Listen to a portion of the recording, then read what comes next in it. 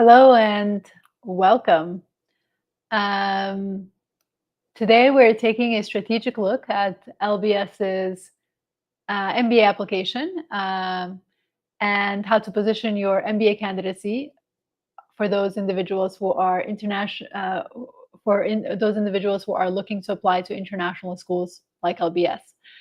And for those of you who are new, I'm Susan Barashai, founder of Sia Admissions, and our team works with high-performing applicants around the globe to sharpen their strategy, elevate their story, and ensure every piece of their application is essentially calibrated for the schools that they are targeting. So today we're going to focus on the LBS, and without pause, we're going to dive right in.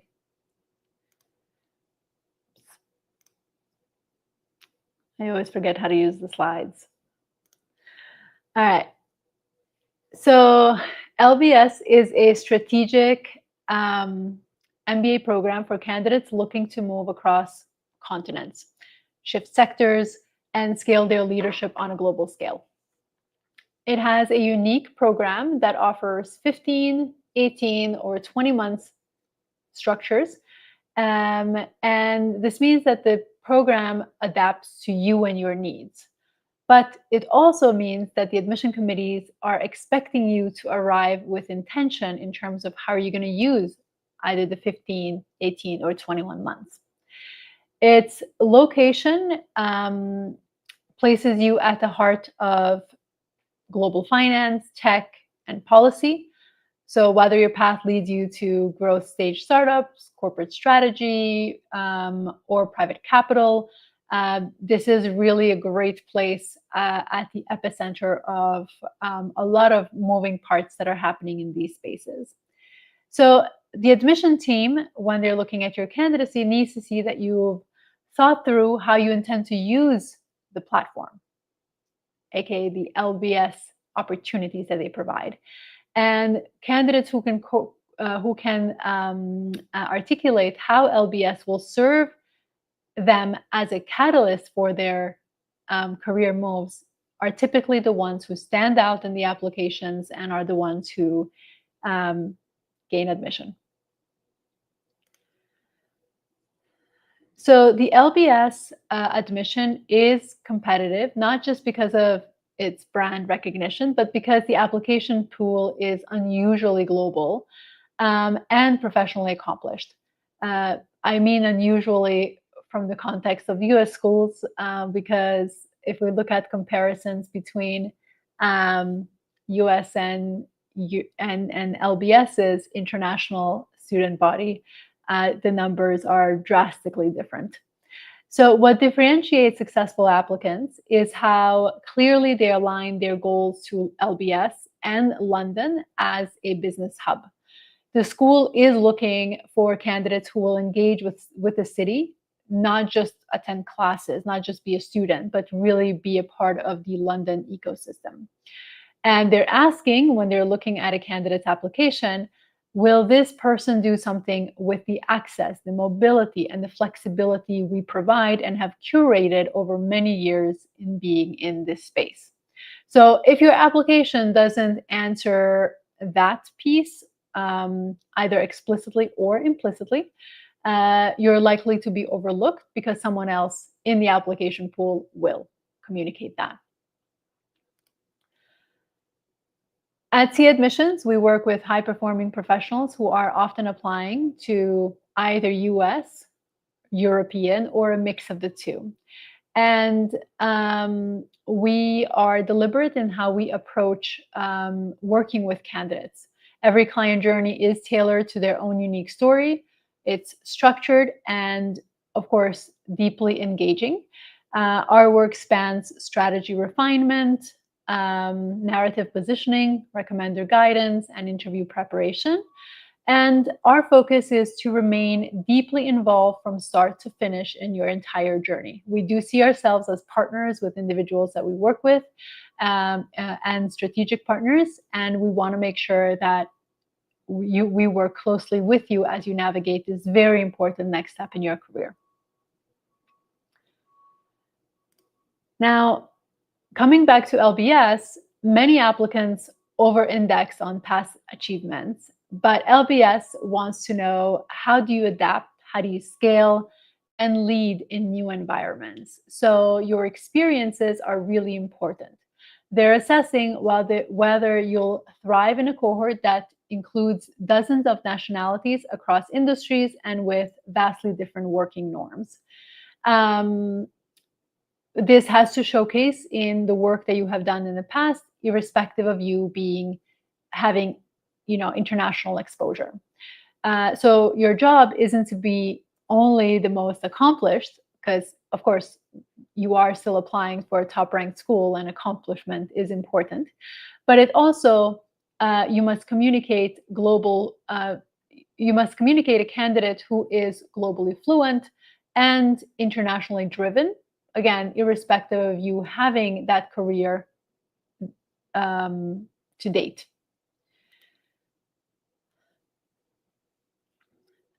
When it comes to the application, LBS essays are plenty, but also they are dense with meaning. They ask you to explain not just what you want to do, but why do you want to do it? Why is now the right time? And why LBS is the right place for you to do it. They're testing your ability to distill motivations, map your professional trajectory, and make a case as to why LBS is the right inflection point for the next chapter in your career growth. There's a nuance here that many applicants miss, and that is LBS doesn't want overly polished copy. They want clarity of perspective, what you bring to the table that's unique, especially if your experiences to date have been solely focused in your geography, wherever that may be, whether you are a US applicant, international applicant, you want to bring in that perspective. So your essays need to show that you've thought through your next chapter in very, very detail, and you've communicated that across the people that are really important to you in your life, and that you understand, of course, the international dynamics of your path in terms of where you're looking to go. Cultural agility, self-awareness, and a compelling sense of direction all signal that you are the kind of candidate that they're looking for. And that because the community is structured in that way, by doing that, you're able to communicate that you belong in the LBS community, right? Now, I'm going to give you a case of a past client that we've helped get into LBS. This applicant came actually from a US-based, or rather it was a Big Four, but their work was entirely in the US. So there was no international client work, no cross-border experience, just solid experiences in the United States. He had solid credentials, strong academic, upward movement. But oftentimes we hear candidates talk about, if I'm going to apply to LBS, I don't have, or even in Sia, I don't have this international exposure. And here's a case to say that you don't need that. But what we did that was different than how we approached his applications to US schools is that we worked to clarify his motivations, both personal and professional, and tie them to the opportunities in London's expanding tech landscape, because that's what he was looking to do. He wanted to move into tech. He had always been interested in working at the intersection of digital innovation and business development, and we built a narrative that made LBS and London the logical next step. So he ultimately got into LBS with scholarship, but what was important is that in this case particularly is that he didn't come in with that global brand, but what he did communicate effectively to LBS is that his future would be one that is globally centered. And that is a nuance that people oftentimes miss in their application, because they're totally focused on what their experiences have been and not really looking into depth as to where they're going in the future. I'm sure a lot of you here are thinking about everything that's going on globally and where to decide where to apply. And I wanted to spend a slide talking about some of the trends that we're seeing. Um, and a major trend we're seeing is increased competition in European schools, and LBS and INSEAD that we talked about last week are at the top of that list of competition. So given the global uncertainty, especially around US visas, and the political climate that we're definitely seeing a spike in applicants who may have in the past applied to US schools are now shifting their priorities to European and UK schools. What does that mean for you, irrespective of where you're coming from? Is that there is going to be a higher pool of applicants targeting these particular schools, including LBS. So if you're applying to LBS this cycle, you are definitely want to keep in mind that you're not just competing against your what you would have considered a past applicant candidate that has targeted the school. You're definitely going to see an increase in applicant pool who are obviously very strong candidates, which makes the competition that much more fierce in the school. Another thing that we've noticed in applicants, especially those who are applying to schools in different geographies, is that they're recycling content between applications. It's really important that you try not to do that. What you wrote in your applications, let's say to Wharton, even though there's a similarity in question, does not apply to what you're going to write to LBS. So you really have to make sure that you are specific to what makes the school the right place for you and that you're not entirely recycling content. And that means, of course, that you need to make sure that you're giving yourself ample time to put together strong application across the board, especially combining the increased competition with the level of nuance that you need to demonstrate that you are a strong candidate.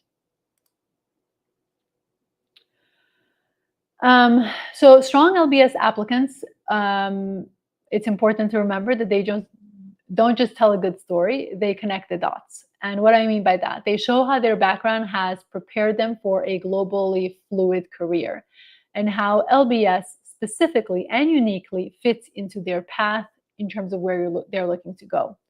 They're intentional, they've reflected on their values, they understand what drives them, and they communicate goals with both ambition and credibility in terms of what's feasible within the time frame that they're looking to complete their MBA.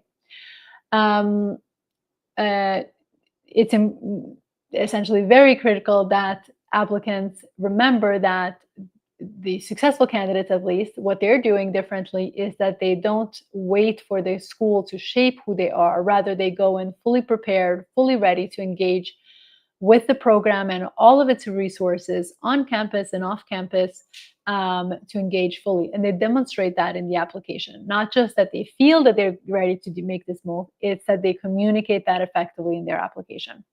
So if you can show LBS that you are both clear-eyed and globally oriented, your application is definitely going to have it's going to land differently in terms of the admission team reading your application.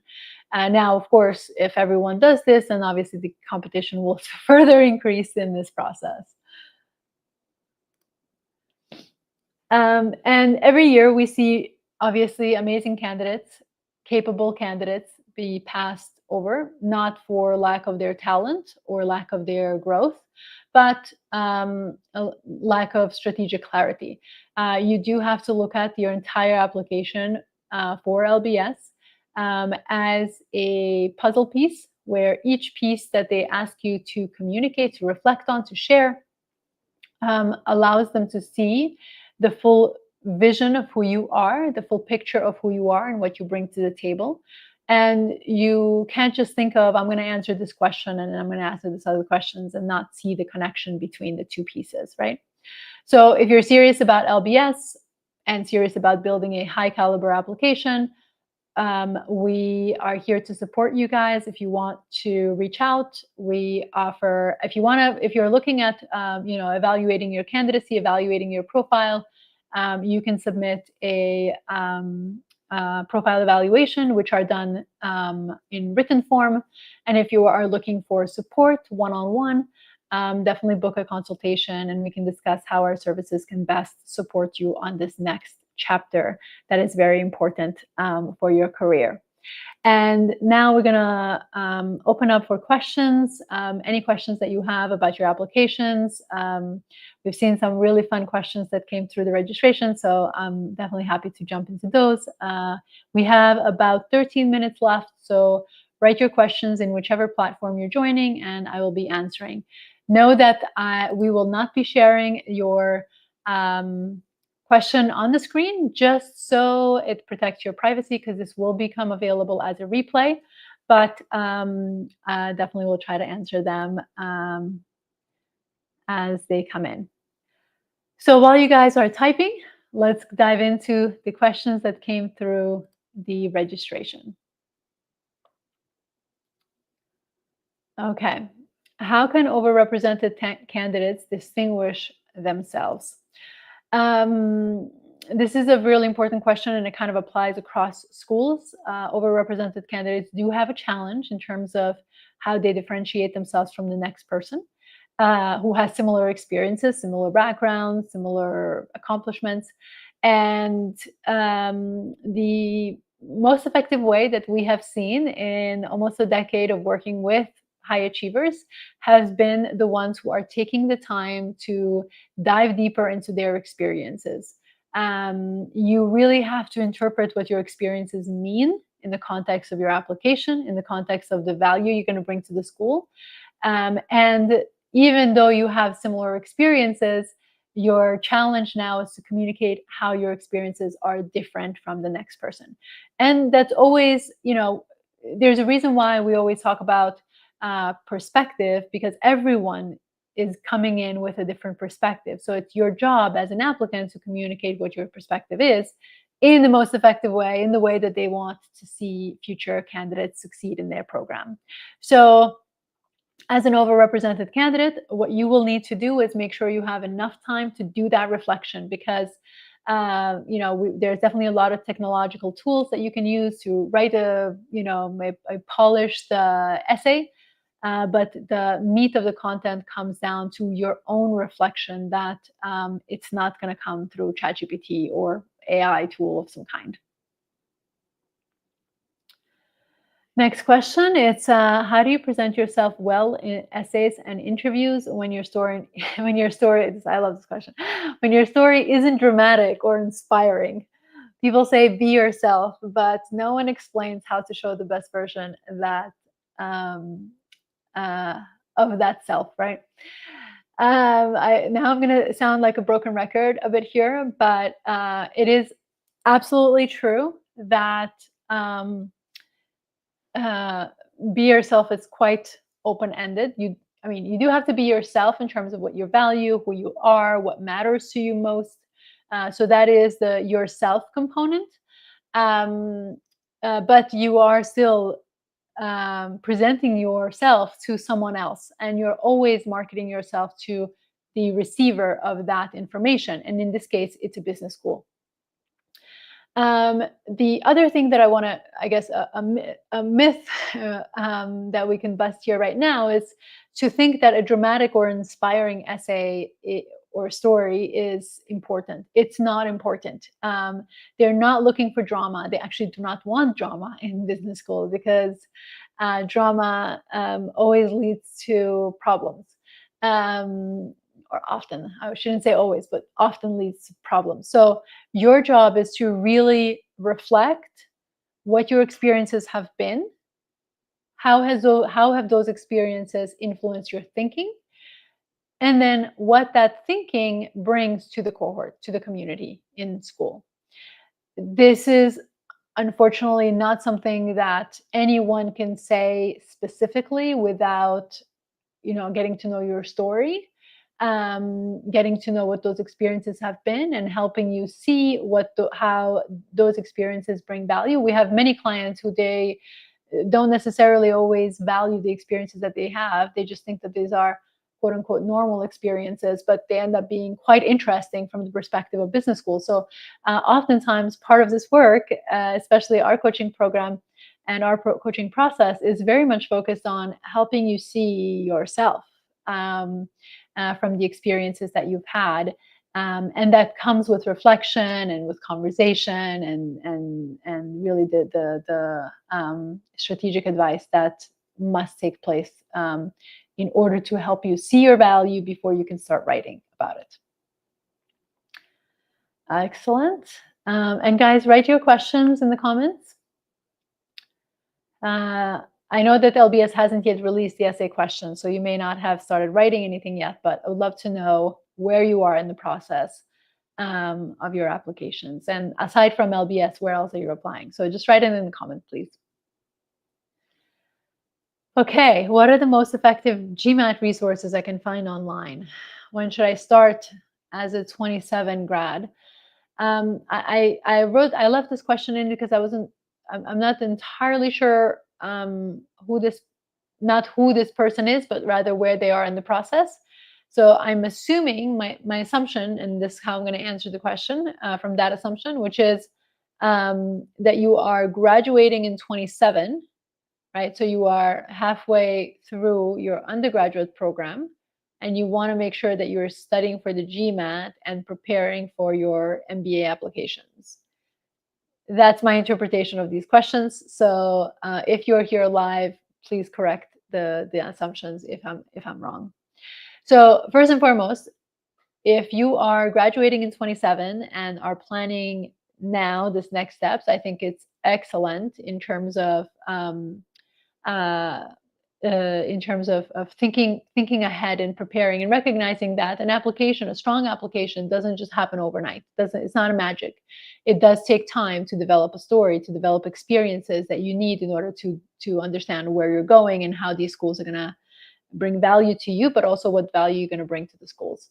So so focus on having a lot of experiences, internships in the right places, and making sure that you, of course, especially if you are looking to apply to kind of deferred programs in your final year of study, I do suggest that you make sure that you have landed an internship at a reputable corporation, essentially, to increase your chances of getting into a deferred program. Now, in terms of study time, you will have to map out. It's really great that you are conducting your GMAT studies while you are in school, because you are more accustomed to test taking while in school than you are when you leave school. So in terms of planning, I would, if there's time in between your internship and before your semester starts, I would use that time effectively.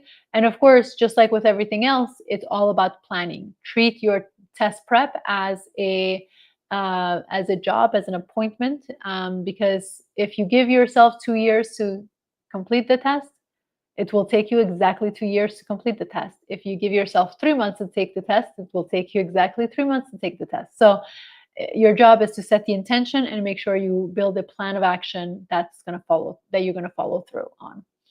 In terms of resources, there is a lot online. You can find things that are for free, like GMAT Club offers resources, and you can have paid classes that help you go through the curriculum. One that's, this is unsponsored, but one that applicants use a lot is Target Test Prep. And they take some of their classes, some of their offerings to prepare for the exams. But do make sure, what's really important, irrespective of the pathway that you choose, is the planning and blocking the time to do your tests. And look at your calendar. Obviously, don't try to study for your GMAT when you're also studying for exams. Right, so you're going to map out your time frame in a way that allows you to use your time most effectively when they are not those really important decisions. Because if you're graduating 27 and you're applying to business school, your GPA is important as well. So you don't want to risk that. Okay, so there's a question in the chat that I will be reading. How does LBS view reapplicants who was interviewed in the previous cycle? Excellent question. LBS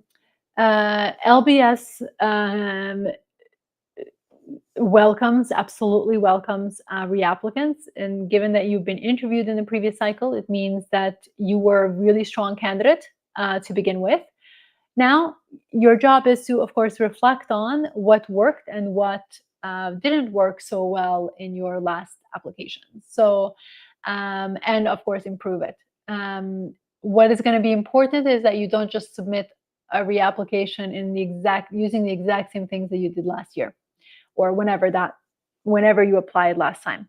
Your job is to showcase that you have grown as a candidate and that you are much more prepared now than you were however long ago to succeed in the LBS community. So look through all of the essays. If your goals have changed, it's totally okay for them to have changed, and communicate why the change. If they haven't changed, communicate how now you're even more prepared for this next step.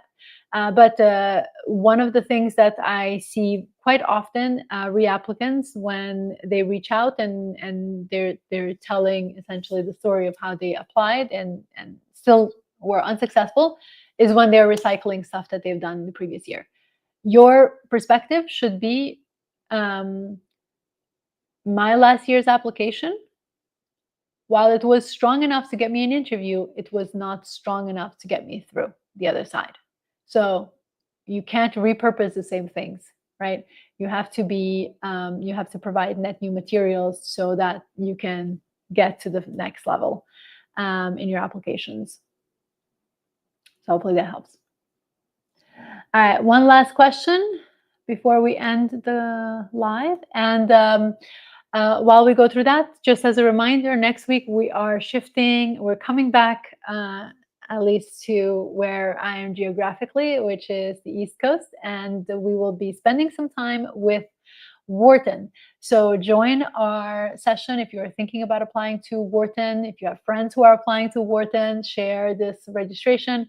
You definitely don't want to miss. Wharton has released deadlines, has released the essay questions, which are the same as last year. And we're going to have a deep dive into the Wharton application. So definitely join that. All right, final question is, are there specific qualities or competencies you find particularly valuable in successful candidates for the MBA program? And for, I guess I'm assuming LBS's MBA program. The qualities, of course, have to showcase leadership. That's really important. Even if you don't have a leader title, the way you show up, the way you take charge of the work that you are responsible for is really, really important, because it communicates who you will be in the future, in the classroom, in the work as a representative of your target school, including LBS. So it's really important. You're also the qualities that I've seen in candidates who are successful are those who are really comfortable with taking different perspectives into the equation and integrating that in decision making, making sure that everyone feels welcome in the process of problem solving. That is your MBA experience, and what you want to communicate, that you are someone who is capable of participating well in a cohort where you are very comfortable sharing your ideas, but also are very welcoming of integrating other people's ideas where they make sense. This is not about being a pushover. It's really about, that critical thinking and ability to still see value in other people's perspective, especially when you are making important decisions. And you will make important decisions in projects that you're working on in business school and also beyond. So those are some of the sort of like core characteristics or qualities that applicants the successful applicants communicate really well in their applications throughout the entire narrative. So whether that's through resume, whether that's through essays, even letters of recommendation, communicate those characteristics quite effectively. Wonderful. Well, thank you so much for being here live with us. And if you're watching it as a replay, thank you for being here and watching it. If you find this content helpful, give it a like, subscribe to our channel so you don't miss out any of our future events. And we're always putting out new content, new discussions, and we'd love to hear if there's anything you would like us to integrate in our future live sessions. I would love to get your comment on that because we are always looking to create these discussions around the journeys that you guys are in terms of where you are in the process. So we want to make sure that we are as supportive as we can in a global community as is through YouTube and other platforms. So thank you again for being here, and I look forward to seeing you next week.